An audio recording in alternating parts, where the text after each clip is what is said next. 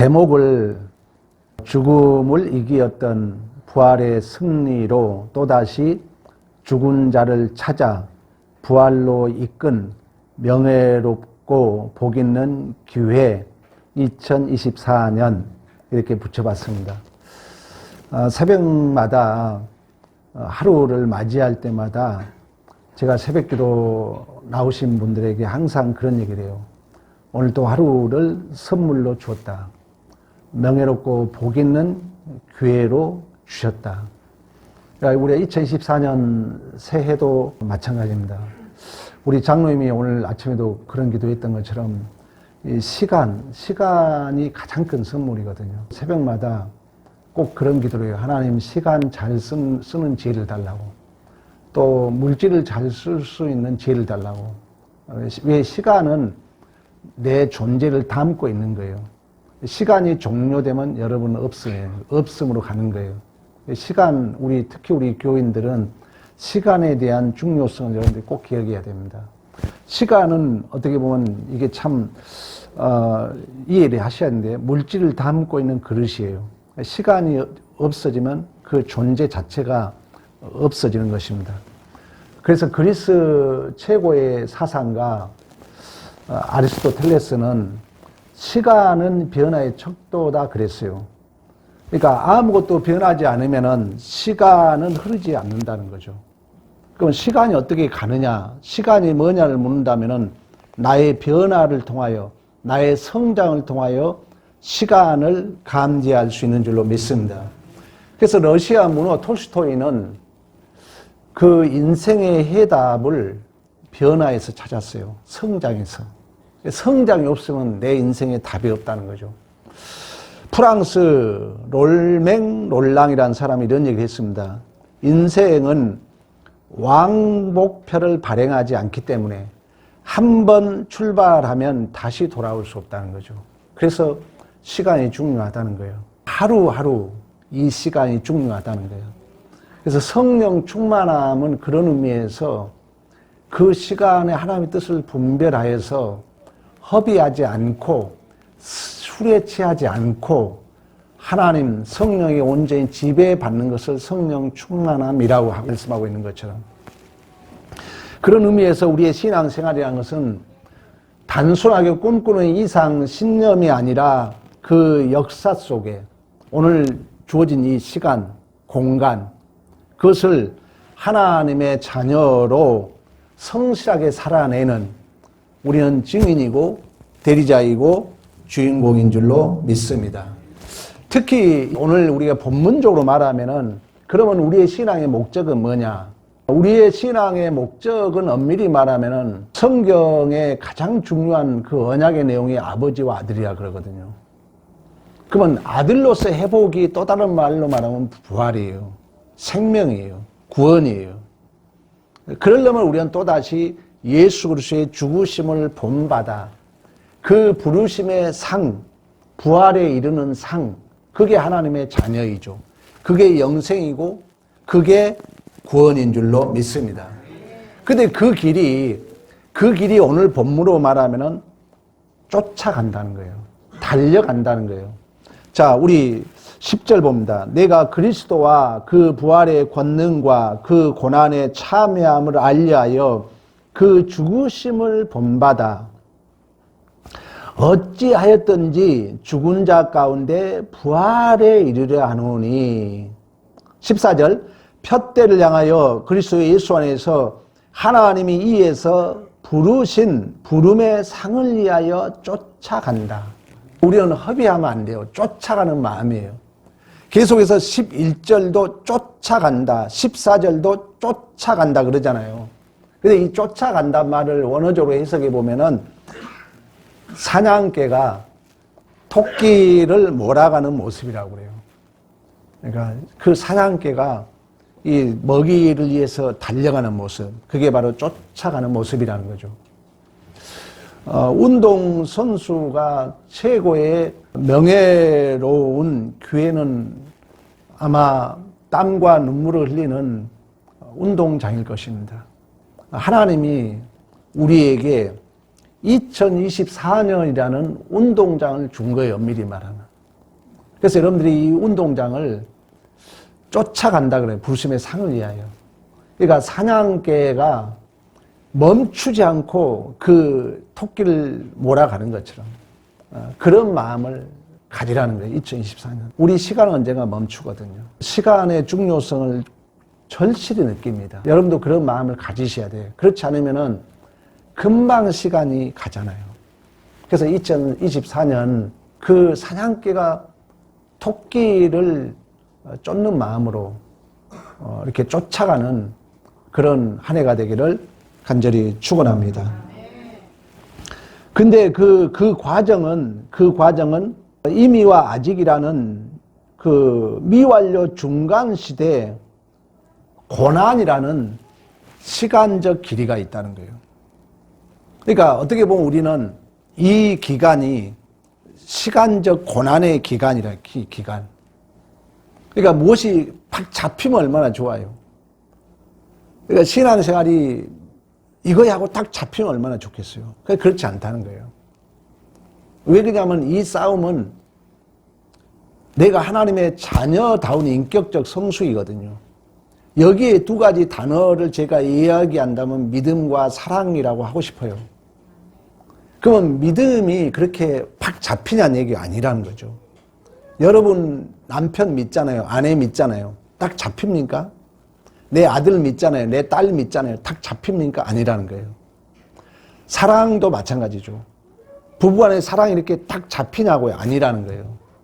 우리의 오해가 그거거든요. 우리의 신앙이 어떤 규범을 쉽게 내리지 말라 그랬잖아요. 왜? 규범을 내린다는 것은 딱 울타리를 쳐버린 거기 때문에. 그러면 울타리 친 순간 나는 그 울타리에 갇히는 거거든요. 포획당하는 거거든요. 그러면 이제 그 순간부터 불편해요. 왜? 내가 울타리를 쳐놨기 때문에. 모든 게 시험거리야. 왜? 내가 울타리를 딱 쳐놨기 때문에. 그래서 울타리 넘어가도 시험, 넘어와도 시험.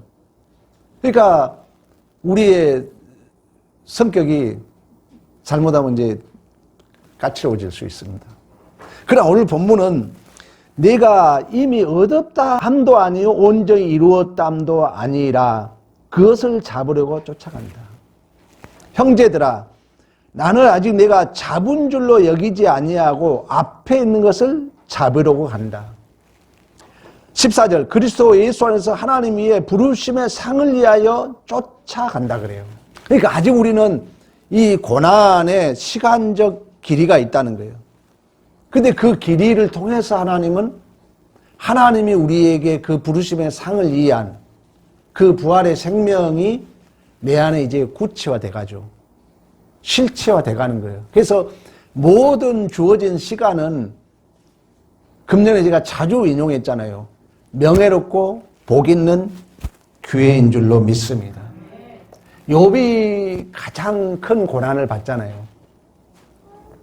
근데 욥이 뭐라 합니까? 나의 가는 길을 오직 그가 안다 그래요.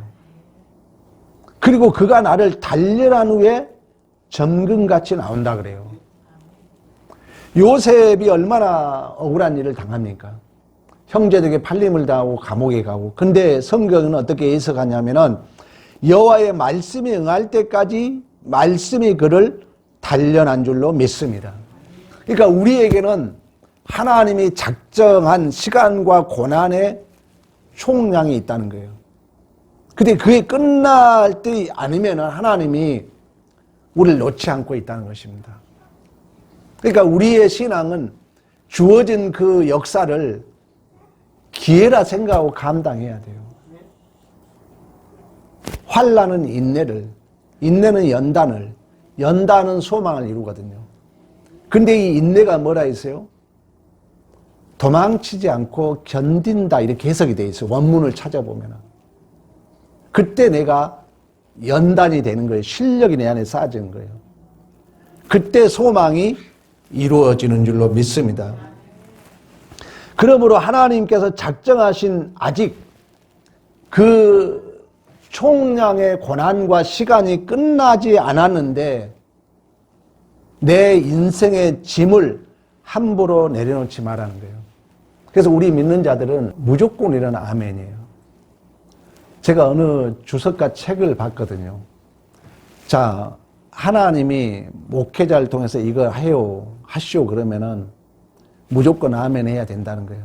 그 책에 읽었더니 어떻게 해석했냐면은 내가 아니요 토를 단다는 것은 하나님과 나를 동등되게 여겨서 계산하고 있다는 거예요. 그래서 그걸 교만이라고 어느 주석가는 해석을 해놨더라고요. 하나님이 주신 명령 앞에 우리는 따질 수 없다는 거예요. 근데 내가 이유를 단다는 것은 하나님과 나와 격을 동등하게 놓고 따지는 거기 때문에 교만이다 이렇게 어느 주석가는 해석을 해놨더라고요. 그런 것처럼 하나님께서 우리에게 아직 그 고난과 시간의 총량이 남아있기 때문에 우리는 함부로 나에게 주신 짐을 포기해서도 안 되고 함부로 내려놓아도 안 되는 줄로 믿습니다. 초콜릿 하트 드래곤이라는 책이 있어요. 그 내용만 인용합니다. 그 내용이 에벤출이라는 한 어린 용이 어떤 사건을 통해 가지고 사람이 되어서 사명을 찾아가는 하나의 소설이에요. 근데 거기에 우리가 어떤 일이 쉽게 포기하잖아요. 우리가 사람도 쉽게 포기하고 이제 단절이라는 게 요즘 그러잖아요. 사람이 냉정해지잖아요. 왜 그러냐면 사람을 관계를 맺는다는 것은 불편함도 있고 또 내가 희생을 치러야 되거든요. 그러니까 요즘에 우리 사회도 단절이 되잖아요. 부모와 자식 단절, 부부간의 단절. 지금 사회 인프라가 지금 무너져 가고 있잖아요. 근데 이렇게 쉽게 포기하지 않고 단절하지 않는 세 가지 특징이 있다고 그래요. 그 첫째는 뭐냐면 타인과 자신을 절대 비교하지 않는다는 거죠. 그러니까 자주 비교하게 되면 쉽게 포기하고 쉽게 그 관계가 단절된다는 거예요. 그러나 그렇지 않으려면은 타인과 자신을 절대 비교하지 않는다는 거예요. 그 소셜 미디어에 친구가 많은 사람들이 의외로 더 불행감을 느낀대요. 왜 그러냐면 그 SNS에 막 사진도 올리고 행복한 모습을 올리면은 비교의식 때문에 불행감을 느낀다는 거죠. 그래서 요즘에 어떻게 보면은 젊은 청년들이 친구를 많이 두기 싫어하잖아요. 왜 그러냐면 그 비교의식에 오는 불행감이 싫어서 그렇다는 거예요. 그러므로 말미암아 한 사람 한 사람 이제 단절하기 시작하잖아요. 그러다 보니까 사회 지금 인프라도 무너지고 있는 것처럼. 그런 그 포기와 단절을 하지 않으려면 비교의식을 갖지 말라는 것입니다. 그리고 이런 포기를 하지 않으려면 항상 비교를 아까 톨스토이가 인생의 해답을 성장에서 찾았던 것처럼 내 자신을 비교하라는 거예요. 여러분들이 어제보다도 내가 조금 성장했다면 여러분 자신보다도 훌륭한 사람이 없잖아요. 그러니까 내 자신을 내가 비교하라는 거예요. 내가 어제보다는 내가 좀 더 성장했지. 그러지 다른 사람과 비교하지 말라는 거예요. 다른 사람과 비교하게 되면 쉽게 포기하게 되고 쉽게 내 이 성격이 단절되게 된다는 것입니다. 두 번째는 우리가 최선을 다해도 후회하는 일은 생깁니다. 그러니까 쉽게 포기하지 않으려면은 과거를 빨리 잊어버리고 현재에 집중하라는 거예요. 마태복음에 보면 뭐라고 합니까? 한날의 괴로움은 그날에 족한다 그러거든요. 그러니까 우리는 너무 미래에 집착해도 우리가 바르게 설 수 없고 너무 과거에 집착해도 바르게 설 수 없어요. 사실 우리 믿는 자들은 오늘 주어진 하루를 최선을 다하는 거예요. 2024년 오늘 첫 예배가 주어졌는데 여러분들에게 주어진 그 시간과 장소, 역사라는 것은 시간과 장소를 포함해요.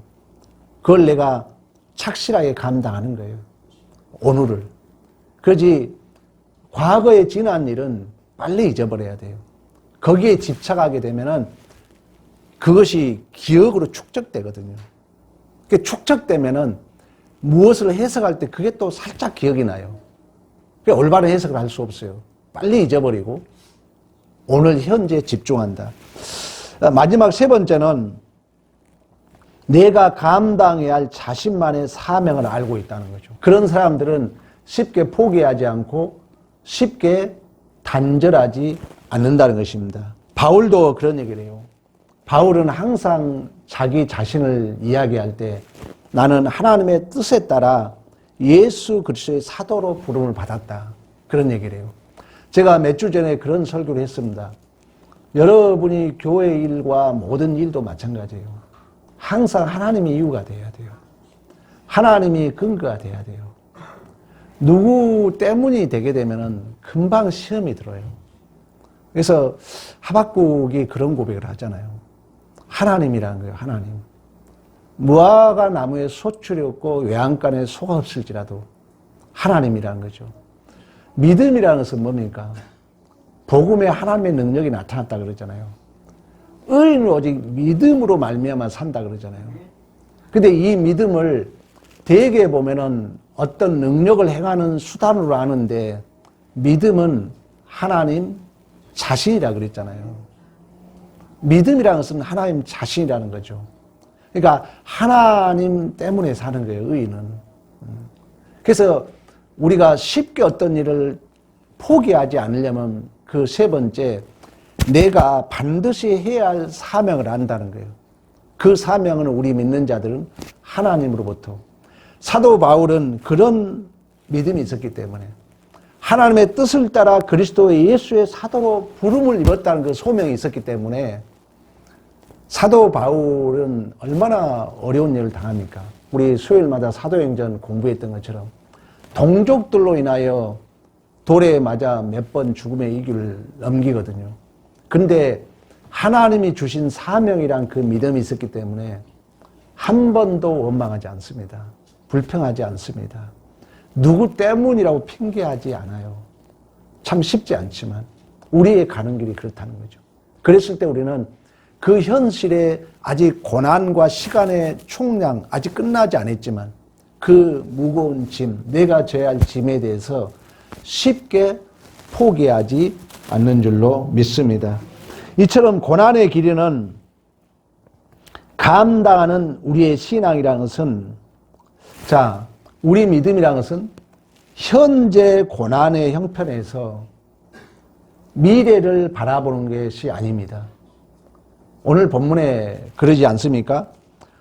내가 그리스도와 그 부활의 권능과 고난의 참여함을 알려하여 그의 죽으심을 본받아 어찌하든지 죽은 자 가운데 부활에 이르려 한다. 이 말은 뭐냐면은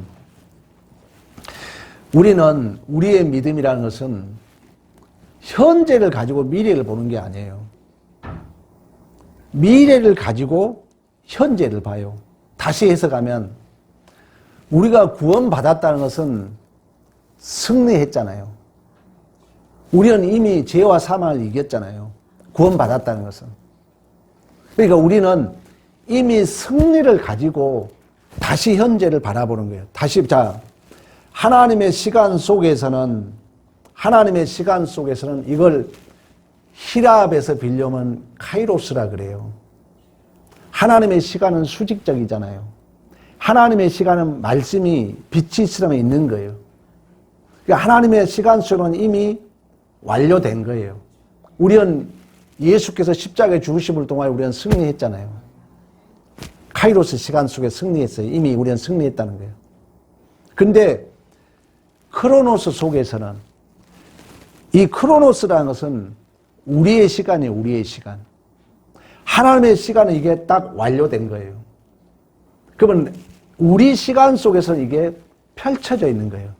지금 자르고 있는 거예요. 지금 도금하고 있는 거예요. 지금 조립하고 있는 그 과정이 우리의 시간이라는 거예요. 그럼 우리는 지금 조립하고 있는 상태에서 우리가 언제 완료되겠지가 아니라 우리는 이미 완료된 상태에서 다시금 지금 이게 완료되고 있구나를 해석한다는 거예요. 제 설명이 좀 어렵게 들은지 모르겠습니다.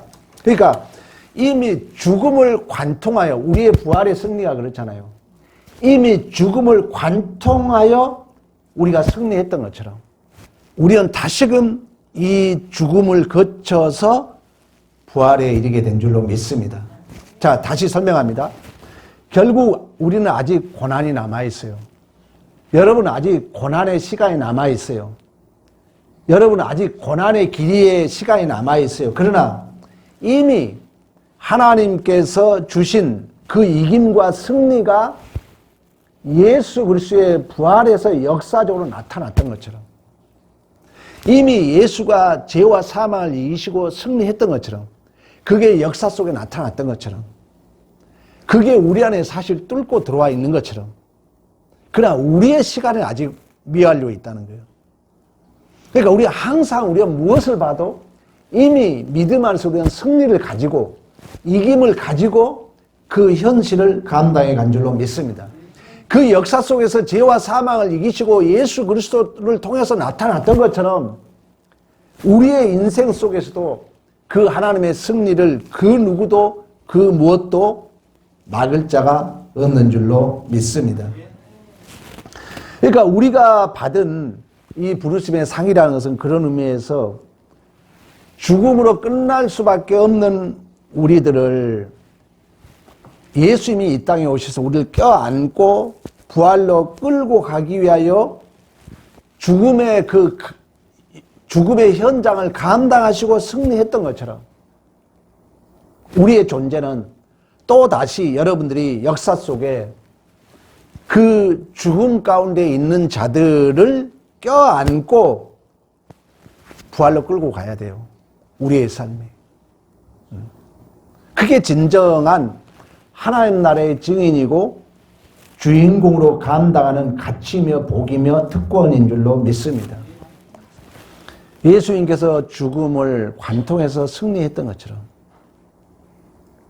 이제 우리는 이 부활 승리를 가지고 또 다시 여러분들이 죽음의 현장에 찾아간 거예요. 그래서 그들을 껴안고 부활로 끌고 가야 된다는 우리의 사명이에요. 그래서 여러분들이 그 죽음 가운데 죄와 사망 가운데 있는 그 돌멩이 던짐과 조롱과 핍박을 이제 감당해 줄 자는 우리밖에 없어요. 왜? 그들을 부활로 끌고 가야 되기 때문에. 그 명예롭고 복 있는 기회로 우리에게 2024년을 주신 줄로 믿습니다. 그러니까 우리가 부르심을 받은 그 상의 부활 승리라는 것은 카이로스 속에서 죽음과 사망을 이기시고 승리했던 것처럼 이제 크로노스 속에서 이 역사 속에서 아직 완료되지 않는 시간 속에서 죽음의 자리에 있는 자들을 여러분들이 이제 또 껴안아야 된다는 거예요. 그리고 부활로 끌고 가야 돼요. 당연히 고난이죠. 힘들죠. 그러나 그 과정은 우리에게 명예롭고 복 있는 기회인 줄로 믿습니다. 오늘 본문을 여러분 잘 이해해봐요. 10절 내가 그리스도와 그 부활의 권능과 고난의 참여함을 알게 하여 이미 부활의 권능 그리고 고난을 참여해서 얻은 그 부활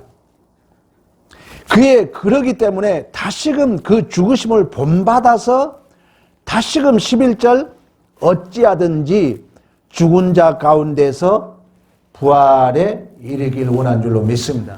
그러기 위해서 쫓아간다는 거예요. 그러기 위해서 달려간다는 거예요. 그러나 아직 이미 우리는 부활의 승리를 소유했지만 이미 이루었담도 아니요 온전히 이루었담도 아니요 얻었담도 아니요 그것을 잡으려고 쫓아간다. 나는 아직 내가 잡은 줄로 여기지 않고 그 부르심의 상을 위하여 쫓아간다. 여러분 꼭 기억해야 됩니다. 2024년이라는 크로노스 속에 아직 죽음에 있는 자들을 여러분들이 이제 부활 승리로 끌고 가야 되기 때문에 내가 먼저 손 내밀어야죠. 그리고 내가 참아야 됩니다. 어렵지만. 왜? 우리 주님이 그랬던 것처럼 우리 주님이 우리를 구원하기 위하여 십자가상에서 모진 고통을 감당해 주잖아요. 돌을 맞잖아요. 조롱을 당해 주거든요. 근데 이제 이 선만 넘으면 하나님이 역사하거든요. 우리의 가장 큰 소명이에요. 우리에게 가장 큰 2024년이 명예롭고 복 있는 기회로 주어졌다는 것이, 물론 우리에게 물질의 복, 건강의 복, 모든 복을 줄 거예요. 그러나 하나님이 원하는 것은 우리 주님이 그 죽음을 관통하고 부활 승리했던 것처럼 이제 이 승리를 가지고 다시금 죽음의 현장에 가라는 거예요. 가서 너희들이 그 죄와 사망 가운데 있는 자들 껴안으라는 거예요. 방법을 던지지 말고, 수단을 던지지 말고. 근데 문제는 여러분, 돌에 맞을 때 절대 원망하면 안 된다는 거예요. 내가 억울한 일 당할 때 변명하면 안 된다는 거예요. 이제 이 선이 기독교인데, 저도 이 선을 못 넘으니까 이 모양이겠죠. 그 선을 넘어서야 돼요. 억울한 일 당할 때 당하라는 거예요. 그리고 그 상한 심령을 주님 앞에 하려는 거예요. 변명하지 말고. 기독교입니다. 그랬을 때 그 사람이 내 편이 되는 거죠. 전도죠, 그게. 그게 증인이죠. 근데 우리에게 명예롭고 복 있는 기회로 죄와 사망의 자리로 갔는데 내 옳음 증명해버려요. 나냐 아냐 하고 내 옳은 거, 내 의만 증거해버려요. 그리고 상대를 쾌호시켜버려요. 이 상대는 여러분과 멀어지죠. 그래서 기독교로 산다는 것은 엄청난 존재를 흔들어버린 거예요. 우리 예수님이 여러분 일생의 존재에 엄청난 가슴에 구멍을 남겼잖아요. 우리가 그래야 된다는 거죠. 여러분들에게 누가 나에게 억울한 일을 주고 나는 맞았고 저희가 틀렸는데, 오늘 설교 들었잖아요. 미안하다 여러분 가서 그 사람 안아주라니까요. 그 사람 앞에 무릎을 꿇어요. 그 사람을 미안하다, 자 밥 먹자, 밥 한번 사줘요. 기독교라는 거죠. 그랬을 때 그 사람이 우리가 모두가 가지고 있는 일반적 누구나 알 수 있는 그 상식의 담론에 엄청난 충격이죠. 우리가 그 일을 감당해야 된다는 거죠. 우리 예수님이 그랬던 것처럼. 그런 마음을 가지고 2024년을 조금씩이라도 살아본다면 분명히 복되고 명예로운 기회가 될 줄로 믿습니다. 우리 예수님이 여러분 우리를 위해서 오셨잖아요. 여러분 왜 이 자리에 와 있습니까? 예수님이 내 존재에 너무나 큰 충격을 줬잖아요. 정말 이 예수님이 일반적인 세상과 다르다는 그 구원의 감격이 있으니까 이 자리에 왔잖아요. 그 예수님이 우리를 위해서 그 온갖 모든 죄의 삭스를 감당해 주잖아요. 폴리캅이 그런 얘기를 하잖아요. 도미티니우스 황제하고 폴리캅은 초등학교를 같이 다녔다고 저는 어느 문헌에 봤어요. 친구 관계예요. 그 도미티니우스가 폴리캅을 데려와서 야, 너 예수를 한 번만 부인해라. 살려줄게. 그때 폴리캅이 뭐라냐면 야, 일평생 예수님이 나를 한 번도 부인한 적 없다. 예수님이 나를 한 번도 부인한 적 없단 말은 그 예수님의 그 십자가에 당하신 그 고난과 그 수치와 멸시가 나를 위해서 죽었다는 진정한 그 믿음의 연합이 있었죠. 예수님이 나를 위해서 한 번도 부인한 적 없는데 내가 어찌 예수님을 부인할 수 있겠냐. 그래서 산채로 화형을 당하거든요. 2024년 우리에게 주신 기회입니다. 여러분들이 한 번이라도 그걸 한번 실행해봐요. 누구하고 어떤 문제가 부딪혔을 때 예수님처럼 그 자가 하나님을 믿는다 할지라도 나보다 하나님을 모르는 자를 위해서 여러분이 먼저 당해주는 거죠. 당할 때 절대 변명하지 말라는 거예요. 당할 때 내 옳음 증명하지 말라는 거예요. 당할 때 누구 끌어들이지 말라는 거예요. 우리 예수님처럼 한번 당해보세요. 그게 그 사람을 안는 거죠. 그리고 그 사람을 부활로 이끄는 거죠. 그때 생명의 역사, 기적의 역사는 나타날 줄로 믿습니다. 2024년 여러분, 어떤 만남, 어떤 사건, 어떤 정황이라도 이미 죽음을 이기고 부활 승리한 믿음 안에서 또다시 부활은 죽음을 관통해야 돼요. 또다시 우리는 이 사망의 자리를 관통해야 돼요. 이게 어렵다는 거예요. 그래서 바울도 이루었다함도 아니요, 잡았다함도 아니요. 날마다 달려간다 그래요. 날마다 쫓아간다 그래요. 그런 삶을 저도 노력하겠습니다. 여러분도 조그만 사건이라도 한 번이라도 경험해 보세요.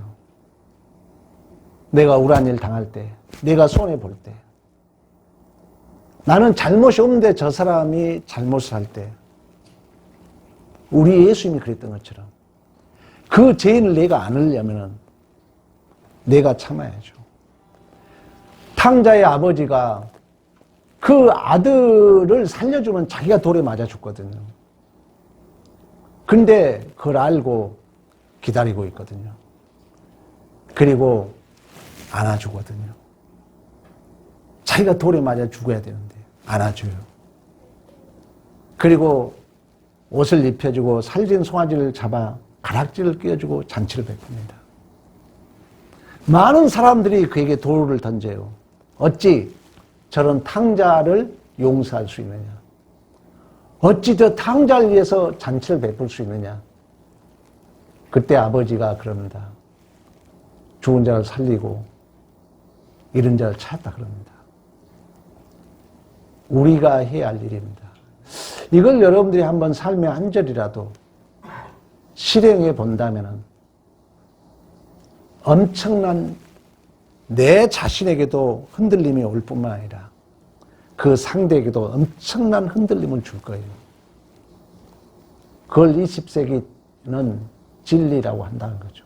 우리도 그 예수님의 십자가의 그 은혜가 내 존재를 송두리째 흔들어서 이 자리에 와 있는 것처럼 그런 기회로 2024년을 우리에게 선물로 주신 줄로 믿습니다. 로젠탈 효과라는 게 있어요. 로젠탈 효과는 뭐냐면은 미국의 하버드 대학 교수가 로버트 로젠탈이라는 사람이 사람들의 이런 심리를 직접 실험해 보았어요. 어느 초등학교를 방문해가지고 하버드식 학습 능력 검사를 해가지고 거짓말 설문조사를 하는 거예요.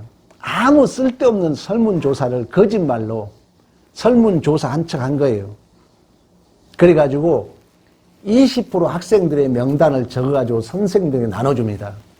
선생님, 이들이 6개월 후 정도 되면은 엄청난 실력이 좋아질 것이라고 거짓말인데 가짜 설문조사인데 로젠탈 효과가 나타난다는 얘기예요. 그래서 그 선생님들에게 20% 명단을 줬어요. 그랬더니 이 선생님들이 야, 우리 학생 20% 그 명단을 볼 때마다 아, 이들은 실력이 좋아진다고 항상 기대를 가지고 있는 거예요. 항상 관심을 가지고 있는 거예요. 사실 가짜인데. 근데 감히 하버드대 학습평가라고 또 하버드대 교수가 그랬으니까 이 기대감을 가지고 똑같은 학생들이었지만 기대감만 가지고 있었는데 실제적으로 6개월, 8개월 지나서 그 학생들의 실력이 향상되더라는 거예요. 그런 의미에서 로젠탈 효과라는 얘기가 있습니다. 여러분, 기대감이라는 것은 바랄기, 기다릴 대입니다. 바라는 것이 있으면 우리는 기다릴 수 있고 그렇게 바라고 기다리다 보면은 반드시 꿈은 이루어진 줄로 믿습니다. 믿음은 바라는 것들의 실상입니다. 바라는 데 실상이에요. 교회도 마찬가지예요. 여러분들이 설교를 듣고 한번 기대를 해보세요. 그래? 내가 승리자로서 죽음을 관통해서 부활로 이끄는 이 역사. 그래서 2024년에 한 명이라도 여러분들이 평생 그 사람이 여러분들을 못 잊어 하는 그 기회를 만들어 보세요. 제가 그랬잖아요. 저는 일생에 제가 첫 번째 기억할 사람이 한 명 있다 그랬잖아요. 청소년 시절에 방황을 했는데 구정이 가까워져서 월급을 받은 거예요. 저는 15,000원, 그 친구는 25,000원. 근데 그 친구가 사장님, 이 친구는 시골에 섬에 가야 되니까 돈이 필요하잖아요. 봉투 통째를 저에게 주더라니까요. 그때 저는 하나님을 잘 몰랐어요. 근데 예수를 믿고 나니까 내 기본적 상식을 흔들었잖아요. 기억에 남아있는 거예요. 기독교라는 것은 일반적 상식을 무시하자는 게 아니에요, 절대. 근데 그 일반적 상식의 담론에 뭔가 구멍을 내야 되거든요. 그러려면은 죄인들을 내가 안아야 된다는 거죠. 그 사망에 있는 자들을 내가 안아야 된다는 거예요. 그때 성령은 우리를 통하여 역사하실 줄로 믿습니다. 기대감을 가지고 죽음을 이기었던 부활의 승리로 또다시 죽은 자를 찾아서 부활로 이끌어야 할 명예로운 교회라는 것입니다. 이제 그런 마음을 갖게 되면은 여러분 믿으세요. 하나님은 그런 일을 한다면은 건강도 주죠. 물질도 주죠. 작은 일에 충성한 자에게 내가 너에게 더 큰 일을 맡긴다고 얘기했던 것처럼 이러한 믿음을 있는 자는 더욱더 풍성하게 된다고 말씀했던 것처럼 2024년 첫 주입니다. 여러분 건강 물질 하나님이 주실 것입니다. 그러나 그 전에 하나님이 기뻐한 일이 무엇인가? 우리 예수님이 우리의 죽음의 현장의 자리에 와서 우리를 안아주셨잖아요. 우리의 허물, 우리의 못남, 우리의 실수 모든 것을 안으시고 부활의 새 생명에 이르게 했던 것처럼 이제 이 부활의 승리를 가지고 꼭 실천해 보세요. 아직 죄와 사망 가운데 있는 자들을 향하여 그들을 안아주세요. 절대 변명하지 말고 절대 옳았다 틀렸다 따지지 마시고 절대 그들에게 윤리도덕, 율법으로 선생이 되지 말고 아비의 마음으로 그들을 안아주고 그들을 위해서 감당해 줬을 때 분명 2024년 여러분을 통해서 누군가가 생명의 길로 인도하는 진정한 하나님 나라의 증인 대리자 주인공으로서의 승리의 삶이 되기를 간절히 축원합니다. 우리 다 같이